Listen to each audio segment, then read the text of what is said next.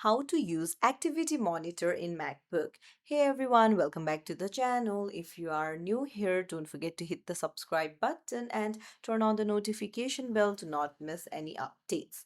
So is your Mac running slow, overheating or draining battery faster than usual?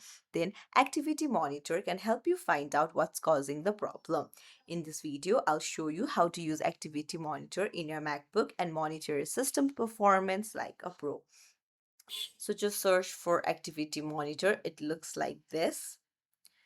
So activity monitor is a built-in Mac OS tool that lets you see which apps and processes are using your Mac's CPU. As you can see the tab here, memory, energy, disk, and then network. So by default, you'll see the CPU tab. This shows how much processing power each app or process is using. If your Mac feels slow, look for apps using a high percentage of CPU resources.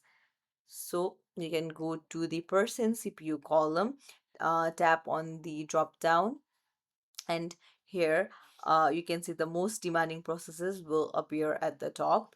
Similarly, you can go to the memory tab. Here you can see how much RAM your apps are using. Pay attention to the memory pressure graph at the bottom. If it's green, your Mac is managing memory well. Yellow or red may indicate that the Mac is running low on available memory. And then you can switch to energy tab. This section shows which apps are consuming the most battery power.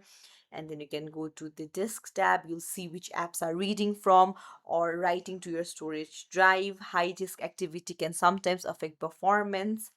And then you can see network tab. This shows how much data each app is sending and receiving over the internet. So that's how you use Activity Monitor on your MacBook. It's a powerful tool for troubleshooting performance issues. So if you found this video helpful, don't forget to like, subscribe, and turn on the notifications. Thank you for watching.